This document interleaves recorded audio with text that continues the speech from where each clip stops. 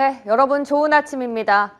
오늘 아침은 오라클의 실적이라는 호재랑 전쟁이란 악재가 치열하게 힘겨루기를 하는 분위기입니다. 그래서 뚜렷한 방향성이 없다 보니까 메이저들의 시선이 어디로 쏠리는지가 아주 중요한 하루가 될 것 같은데요. 외국인과 기관 그리고 개인의 시선이 서로 다릅니다. 한마디로 수급 전쟁이죠.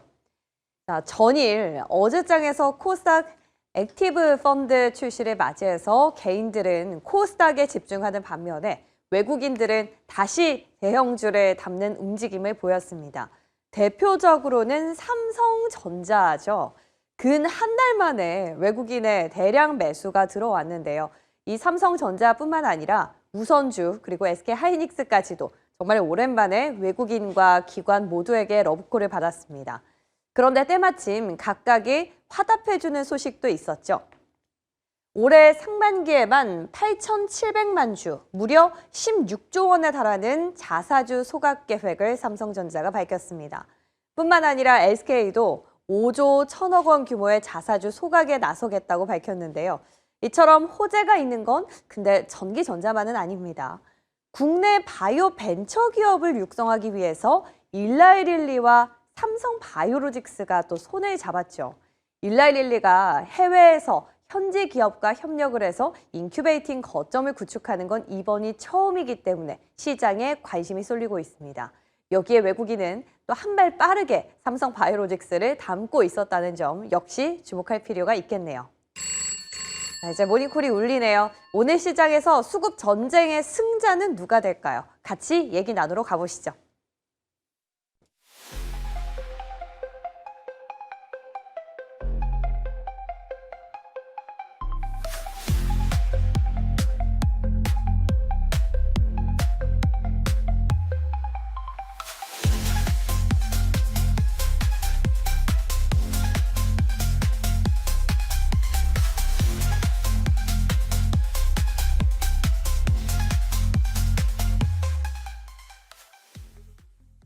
네, 주 중반 수요일 아침입니다. SP인베스트 이조 본부장과 함께하겠습니다. 어서 오세요. 네, 안녕하세요. 네. 머리 스타일이 굉장히 단정해지셨네요. 아, 네, 감사합니다. 네, 커트하시고 네. 멋지십니다. 네. 네, 오늘 아침도 사실은 전체적으로 뭐 유가나 뉴욕 증시나 야간 선물이나 보면은 물음표가 떠 있긴 합니다. 왜냐하면 호재와 악재가 공존하기 때문인데요. 그래도 조금이나마 기대를 걸어볼 수 있는 영역들이 국내 시장에선 있지 않을까라는 생각이 듭니다. 일단 오늘도 큰 그림 그리면서 출발해 볼 텐데요. 호재를 하면 오라클의 실적이 되겠죠. 매출, EPS 그리고 클라우드 매출까지 상당 부분 긍정적으로 나왔습니다. 물론 오라클은 사실 투자가 좀 문제이긴 한데 일단 이번 분기는 괜찮았고요. 악재는 계속되고 있는 미국과 이란의 전쟁이겠죠. 미국이 한 발 빼는 듯 보이더니 오늘 이란의 최대 공습을 또 예고하고 나섰습니다. 그러면서 뉴욕 증시나 우리 야간 선물이나 사실 뚜렷한 방향성은 없었거든요. 오늘 우리 시장 향방 본부장님은 어떻게 예측하세요? 일단 지금 뭐 사실 네. 이러한 지정학적 리스크가 완벽하게 해소된 건 아니거든요. 그러니까 해소가 되지 않았기 때문에 또 장중에 또 어떤 일이 일어날지 우리가 예상하기 어렵습니다. 그래서 이러한 부분들이 경계감도 있고 뭐 사실 뭐 잘 마무리될 것이다라는 기대감도 있고 이렇게 공존하고 있기 때문에 만약에 상승이 나오더라도 좀 제한적인 상승이 나오지 않을까 이렇게 생각하고 있고 그렇다고 해서 막 급락이 나올 건 또 아닌 것 같아요. 이미 지금 어느 정도 국내 증시에 반영이 됐다라고 보고 있기 때문에 뭐 이러한 지정학적 리스크로 인해서 추가적인 하락이 나온다기보다도 하락세도 뭐 크게 나오지 않을 것 같고 상승도 어느 정도 제한적일 것 같고 어제 같은 경우도 사실 시장 반등이 나왔는데 결국엔 윗골이 달리면서 좀 마무리가 됐지 않았습니까? 그러다 보면은 어느 정도 상승에 좀 제한적이구나 이렇게 좀 볼 수 있겠고요. 그래서 지금 어제 외국인들이 코스피 쪽에 좀 강하게 들어왔는데 네. 이제 오늘도 좀 매수세가 들어오면서 좀 들어갈 건지 말 건지를 좀 지켜봐야는 될 것 같아요. 그러니까 지금 시장이 하루의 변동성이 막 평균적으로 막 5% 이상 나오고 막 네. 이제 7% 이상 이렇게 나오니까 사실 이제 많은 분들이 감흥이 좀 떨어지지 않았나. 그러니까 이제는 1, 2% 움직여도 막 크게 이질감이 느껴져요. 그렇죠. 왜냐면은 이제 워낙 변동성이 크다 보니까 이제 1, 2%는 별거 아니네 좀 이런 좀 느낌이 강해져서 그래서 네. 오늘 뭐 그렇다고 해서 시장이 안 움직인다는 건 아니지만 어느 정도 좀 제한적인 움직임이 나올 가능성이 높고 만약에 장중에 어떠한 소식에 따라서 예를 들어서 이란발 뉴스라던가 이런 거에 따라서 변동성이 나올 가능성이 있다 이렇게 보고 있습니다. 그러니까 분명 오라클 실적이 잘 나왔고 시간 외에서 상승폭을 점점 더 확대해가고 있다는 건 분명한 호재가 맞지만 전쟁 때문에 상단의 움직임이 조금 제한적이게 막힐 수 있다는 겁니다. 그래서 우리가 이 시점에서 계속해서 보는 것이 수급 아니겠습니까? 근데 수급이 서로 같은 방향을 보면 참 좋을 텐데요. 서로 다르게 움직이고 있어서 그게 좀 걱정입니다. 대표적으로 어제 외국인들의 움직임을 보면 삼성전자 우선주 그리고 SK 하이닉스였는데요. 이렇게 좋을 때 마침 또 오라클이 좋은 실적에 기름을 부어줬습니다. 우리 본부장님은 지난주 상당한 이제 변동성 구간을 돌이켜 보면 오른 부분들은 이제 조금씩 차익을 실현해 가는 게 이익을 확보할 수 있는 기회가 될 것이다라는 의견 주셨던 걸로 기억을 해요. 어떻습니까? 그대로십니까? 네, 지금도 마찬가지입니다. 아, 왜냐면 네. 이게 지금 그러니까 해소가 아니잖아요. 그러니까 그렇죠. 완벽하게 해소가 됐으면은 모르겠는데 그게 아니기 때문에 사실은 지금은 좀 보수적으로 대응하는 게 맞다라고 생각하고 있고요.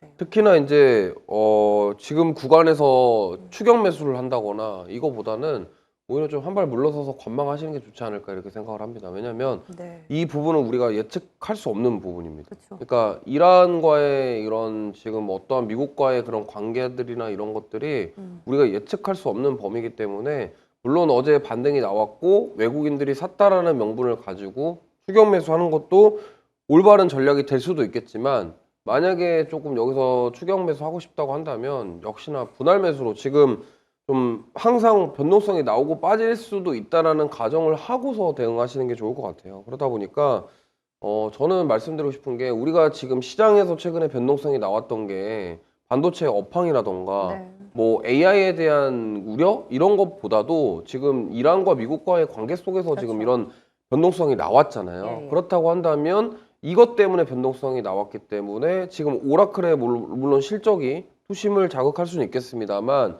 결국에는 우리 마음 한켠에는 또 중동에서 또 일이 일어나면 어떡하지? 이러한 부분들이 심리적으로 반영될 수 있다라고 생각하기 때문에 저는 그래서 지금은 좀 조심스럽게 접근을 해야 된다라고 생각을 하고 있어요. 오히려 본부장님이랑 반대 의견 주신 분들이 많았어요. 펀더멘털의 훼손이 아니라 전쟁으로 인한 분위기, 센티멘트의 훼손이기 때문에 다시 돌아갈 것이다. 근데 지금 다르게 의견이 나와서 그러면은 개인적으로 오늘 오라클 실적에서 어떤 투자 포인트는 못 찾으셨습니까? 좋죠. 좋은데. 예, 그러니까 뭐 그 왜 부채나 이런 부분이 있잖아요. 좀 네, 해결이 사실 잉여 현금 흐름 자체가 좀 좋지 않다라는 점에서 여전히요. 여전히 좀 부담이 된다라고 생각을 하고 있고요. 그래요. 그러니까 이거를 제가 자꾸 막 좀 이렇게 부정적으로 말씀드리는 게 아니라 네네. 그러니까 지금 좀 조심할 때라는 말씀을 드리는 거기 때문에 물론 그 말도 맞아요. 그러니까 전쟁 때문에 빠진 거기 때문에 네. 오히려 빠르게 올라갈 것이다라는 부분도 저도 맞다라고 생각을 하지만 지금은 해소가 되지 않았기 때문에 제한적인 흐름이 나올 것이다. 저는 그렇게 생각을 해서 네. 오히려 이렇게 위아래로 변동성이 클 때 굳이 우리가 막 비중을 늘리고 이러면은 오히려 그 흔들림에 더 좀 스트레스가 될 수가 맞아요. 있다라고 불안할 생각을 수 해서 있죠. 예. 그런 시기를 좀 피해가자라는 네. 취지지 뭐 삼성전자랑 하이닉스가 안 좋다 뭐 AI 산업이 꺾일 것이다 네. 이런 얘기가 전혀 아니기 네, 때문에 그럼요. 좀 그런 좀 오해는 안 하셨으면 좋겠습니다. 네. 그러니까 마음의 중심이 어디 있는지가 중요한 것 같습니다. 이런 변동성에서도 이겨내실 수 있는 분이시면 강력하게 또 투자 전략을 세워보겠지만 나는 여기에 너무 민감하기 때문에 스트레스 많이 받는다 하시는 분들은 묵직하게 자기 자리를 지키면서 또 기회를 준다면 그때를 차분하게 또 노려보는 것도 괜찮은 전략이지 않을까라는 뷰였던 것 같아요. 자, 그리고요. 삼성전자 하이닉스만 남은 게 아닙니다. 뭐 여러 가지로 뭐 두산 에너빌리티 뭐 있는데 좀 걸리는 게 왜 현대차랑 기아는 아니지? 라는 생각이었어요. 오히려 외국인들은 부품주, 한라캐스트, 다이캐스팅 기업이죠. 뭐 화신 이런 기업들을 사더라고요. 어제 네. 성우 하이텍이 상한가를 갔거든요. 예, 그 네. ETF 맞아요. 영향이죠. 그러니까 성우 하이텍이 많은 분들이 저거 코스피 아니었어? 이런 생각도 하셨을 거고 자동차 부품주인데 예. 갑자기 저게 우리는 예상을 못 했거든요. 많은 투자자분들이 못했죠. 저 액티브 ETF에 지금 성우 하이텍이 들어갈 거라고는 생각을 아무도 못 하셨을 거예요. 맞아요. 근데 포함이 된다라는 소식과 함께 딱 장이 열릴 때 포함이 됐네 이러면서 이제 수급이 들어온 거고 성우 하이텍 움직이면서 자동차 부품단에 좀 움직임이 나왔다. 왜냐면 현대차 같은 경우는 사실은 이제 로봇 사업에 대한 성장 기대감 속에서 먼저 움직였고, 네. 근데 이제 밑단에 있는 자동차 부품사들 보면은 뭐 SL이라던가 HL 만도 같은 경우는 네. 로봇 모멘텀 같이 받으면서 움직였는데 그 밑단에 있는 이제 화신이라던가 성화이텍 같은 경우는 사실 많이 못 움직였어요. 그러다 보니까 어제 성화이텍이 좀 끌어주면서 자동차 부품주들에게 좀 전반적으로 좀 좋은 영향을 주지 않았나. 이렇게 생각을 하고 있습니다. 그럼 일시적인 수급일까요? 우리가 이걸 같이 좀 동행해보는 움직임은 어떻습니까? 성우 하이텍 전제일까요? 아니면 좀 다음 후발주자, 지금 외국인이랑 기관은 한라캐스트 쌍끌이로 담고 있고요. 화신 이런 기업들. 만약에 지금 자동차 부품주를 보시려는 분들은 네. 차라리 그냥 현대차 사시는 게 낫지 않을까. 아, 예, 오히려. 오히려 왜냐면 저 자동차와 지금 이것만 생각해 보세요. 만약에 완성차에 대한 부분들만 반영이 됐으면 현대차 주가가 저렇게 올라갈 수 없었어요. 그렇죠. 왜냐면 항상 우리는 생각을 해야 될 게 이 기업이 얼마나 성장할 수 있냐, 네. 성장에 대한 부분들이 얼마나 반영될 수 있냐를 고민해야 되거든요. 근데 보면은 완성차는 자체가 산업의 성장폭 자체가 드라마틱하게 그쵸. 커지지 않아요. 예. 그러니까 예를 들면은 우리가 1년에 현대차가 뭐 700만 대 팔던 거를 그 다음에 막 1,500만 대 팔고 이런 네. 산업 구조 자체가 그렇게 되지 않거든요. 그렇다고 한다면 자동차 부품주들도 마찬가지예요. 왜냐면 자동차 1차 벤더들이 주가가 올라가기 위해서는 현대차 자동차가 막 드라마틱하게 잘 팔려야 팔려야 되고 네. 뭐 EV뿐만이 아니라 내연기관차들 다 하이브리드까지 전부 다 잘 팔려서 네. 예를 들면은 엄청난 진짜 성과가 나와줘야지 주가가 오르는데 사실은 현대차 주가 오른 배경 자체가 완성차에 대한 때문이 아니라 로봇이라던가 앞으로 스마트 팩토리 관련된 신사업 성장 모멘텀이었거든요. 네. 그리고 최근에는 또 현대차가 새만금에 대한 모멘텀도 그죠. 붙었죠. 예. 그러니까 이런 앞으로 새로운 사업과 사업이 확장되는 그런 국면에 있기 때문에 주가가 올랐다라고 가정해 보면 네. 지금 사실 성화이텍이라던가 화신 같은 경우는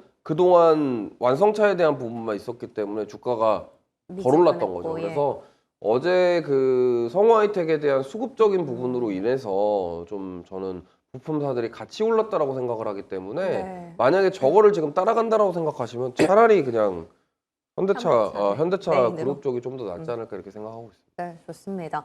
저희 지난주부터 외국인 수급과 관련해서 이야기를 나누고 있는데 뭐 현대차에는 오히려 의견이 없네요. 빠질 때마다 매수를 하라라는 거. 좋습니다. 한번 참고해 보시고요.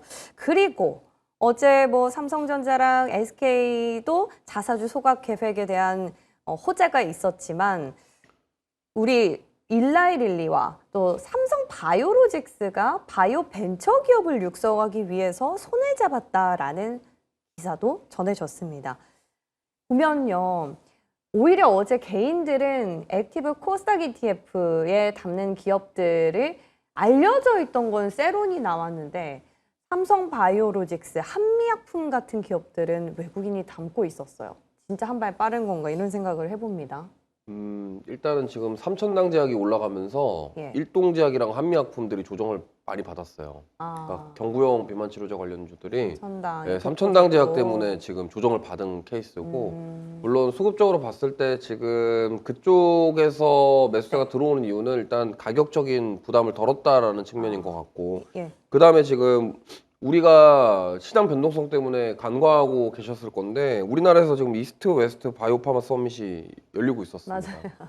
다들 잊고 계셨죠. 근데 거기에 지금 로슈라던가 일라이릴리, 베링거 인게라임 다 많은 글로벌 빅파마들이 참여를 했거든요. 근데 그 와중에 지금 릴리 투자 소식, 뭐 보건복지부와의 투자, 로슈 같은 경우는 원래 이번 달 초에 나왔었고요. 네. 그러니까 이런 소식들이 나오면서 지금 보면은 삼성바이오와 릴리와의 같이 해가지고 우리나라 바이오텍 육성하겠다 지금 이 얘기가 나온 것 같아요. 그래서 저는 굉장히 의미 있다라고 생각을 하고 있고요. 그다음에 릴리라던가 로슈 같은 그런 빅파마 기업들이 우리나라에 투자한다라는 것 자체가 지금 릴리 같은 경우는 사실 일라이 릴리에도 좀 간접적으로 지분 투자를 했죠. 네. 그러니까 삼자배정 유상증자를 통해서. 그렇기 때문에 이 부분은 우리나라의 기업들의 기술력을 긍정적으로 보고 있다라는 소식과 함께 또 우리나라 정부가 바이오 육성을 통해서 코스닥 부양과 바이오 육성과 같이 이렇게 가자, 약간 이런 네. 취지가 아니냐. 코스닥의 핵심 바이오로 그렇죠. 봤다. 그리고 보면은 어제 액티브 ETF 보시면요,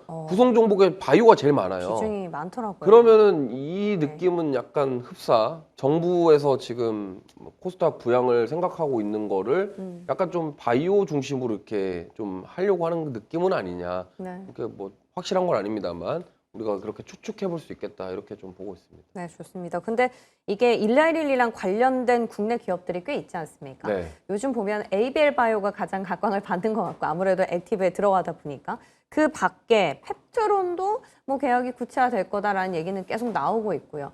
요런 소식과 맞물려서 볼만한 국내 바이오 텍이 있다면요. 일단 릴리와 친한 거를 보면은 역시나 알지노믹스랑 올릭스일 것 같고요. 네, 둘 다 기술 이전 이력이 있기 때문에 네. 그러니까 펩트로는 한다 했는데 아직 확실하게 딱 한 건 아니잖아요. 계속 연장되고 있죠. 그러니까 그걸 본다면은 사실은 지금 에이비엘 바이오랑 알지노믹스랑 올릭스 보시는 게 맞을 것 같고요. 그리고 로슈 같은 경우가 저희 보셔야 될 게 로슈가 RNA에 투자를 한다라고도 했었어요. 그래서 지금 로슈랑 릴리랑 다 관련 있는 쪽은 저는 알지노믹스랑 올릭스 쪽인 것 같거든요. ST팜도 그죠? 네, 스티팜도 그렇고요. 그리고 네. 사실 이제 또 삼성바이오로직스가 아까 자막에 나왔는데 네. 글락소 스미스클라인 있죠, GSK 공장 인수를 했습니다. 그러면 이거는 생물보안법이라던가 관세에 미리 선제적인 대응을 한다라고 생각하고 있거든요. 네. 그래서 맞아요. 셀트리온부터 시작해서 삼성바이오로직스 다들 잊고 계셨겠지만 지금 CDMO 기업들은 이제 다시 보셔야 됩니다. 왜냐하면 이란이랑 전쟁 끝나고 나면 이제 다시 트럼프 대통령 뭘 할까요? 또 중국 견제하려고 네. 또 생물보안법 얘기 카드 꺼내들고 뭐 이렇게 그러네요. 저렇게 할 겁니다. 그리고 예. 미국은 지금 약가 인하를 계속 하려고 하는 트럼프 정책의 기조 자체가 약가 인하예요. 그러면은 어쨌든 바이오시밀러 육성해야 되고 그다음에 우리나라 기업들이 미국 공장 이제 확보를 하게 됐을 때 생산을 늘릴 수 있고 또 트럼프 대통령은 미국에 공장이 있으면 관세에 대해서 자유로울 수 있다라고 얘기를 했기 때문에 네. 이러한 점들에 지금 우리나라 CDMO 기업들이 먼저 선제적 대응을 하고 있는 거거든요. 네. 그래서 이러한 점들을 본다면 지금 CDMO 쪽에서도 기회를 찾아볼 수 있겠고 저는 네. 올해는 좀 바이오가 예. 빛을 발하지 않을까 개인적으로 그렇게 생각을 하고 있습니다. 1분기까지는 전기전자였는데 2분기부터는 또 많이 남았죠, 시간들이. 바이오의 활약 기대해 보겠습니다. 올릭스, ABL 바이오 그리고 CDMO 쪽까지 공통된 기업들이 계속해서 포착되고 있습니다.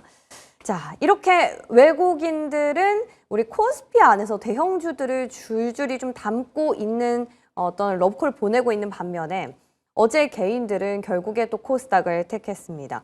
근데 참 재미난 건요. 이미 많이 알려진 액티브에 담길 걸로 추측이 된 기업들은 세론이 나왔어요.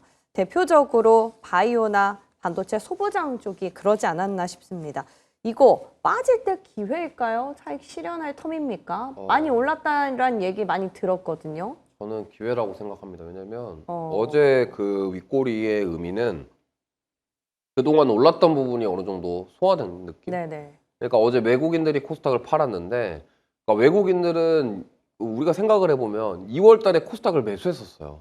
네, 그렇죠. 그렇죠? 꾸준하게 2월 달에 매수하다가 이제 어제 딱 그 물량이 나온 거죠. 그래서 저는 일단 차익 매물 정도라고 생각하고 있고 외국인이 어제 좀 3월 달 들어오면서 코스닥을 좀 덜어냈는데 저게 아마 그동안 모았던 거에 대한 차익 매물이 아닐까. 근데 아직도 저는 외국인들이 지금 가지고 있거든요. 다 팔진 않았어요. 그러다 네. 보니까 충분히 가능하다고 생각하고 있고요. 좀 기업 단어로 좀 압축을 해봐야 될 것 같네요. 네, 이제 우리 시청자분들이 이제 좀 스마트하게 투자를 하시려면 예. 저기 코액트랑 예. 그러니까 삼성 액티브 자산운용 쪽이랑 타임이랑 같이 교집합이 되는 종목을 한번 보시면 좋을 것 같아요. 지금 나가고 있는 이런 네, 기업들인가요? 근데 저기서 이제 이게 타임 쪽은 약간 코스닥 150과 별 차이가 없는 느낌이 좀 들어요. 왜냐면 지수 추종하는 종목군들 위주로 들어갔고 코액트 같은 경우는 좀 약간 독특하거든요. 그러니까 이 종목이 여기 왜 한 종목들도 많이 있습니다. 그래서 그러면 우리가 투자 아이디어를 찾는다면 여기서 교집합이 될 수 있는 종목. 교집합. 대표적으로 이제 오늘 또 그 인터배터리 데이가 있죠. 네. 근데 저 딱 종목 집어서 말씀드리면 에, 한중 NCS라는 종목이 한중에 교집합 종목이에요. 예. 그러니까 이게 ESS 관련 종목이잖아요. 음. 근데 하필 교집합 종목이고 인터배터리 이제 2026에서 가장 많이 얘기 나올 게 ESS거든요. 그렇죠. 그러면 이 냉각 시스템과 관련된 부분, 사실 이 냉각 한중 시스템은 NCS. 빠질 수가 또 없는 상황이기 때문에 예. 네, 한중 NCS는 좀 보시면 좋겠고, 그 다음에 또 교집합 종목이 하나 더 있는데 선익 시스템이라는 종목이 있습니다. 네, 네. 그러니까 사실 시스템. 많은 분들이 이 기대를 못했었던 맞아요. 종목이 이렇게 뜬금없이 하나둘씩 들어가 있거든요. 예. 근데 한중 NCS뿐만 아니라 선익 시스템도 마찬가지인 게 선익 시스템은 사실 원래 OLED 증착 장비 회사잖아요. 네, 네. 근데 저쪽은 안 좋은 거 아니냐 생각하실 건데 선익 시스템이 이 페로브스카이트 모멘텀으로 주가가 굉장히 단기간에 많이 올랐었습니다. 근데 네. 보시면은 선익 시스템이 주가가 오르고 나서 안 빠져요. 안 빠지고 계속 횡보하고 있거든요. 네. 그리고 지금 뭐 최근에 태양광 관련주들이 일부 조정이 나왔는데 조정이 나왔음에도 불구하고 선익 시스템 굉장히 지금 횡보하면서 견조한 흐름 보이고 있다라는 점. 예. 그리고 이 액티브 ETF 상품 출시됐는데 교집합으로 딱 보이고 있고 수급도 괜찮아요.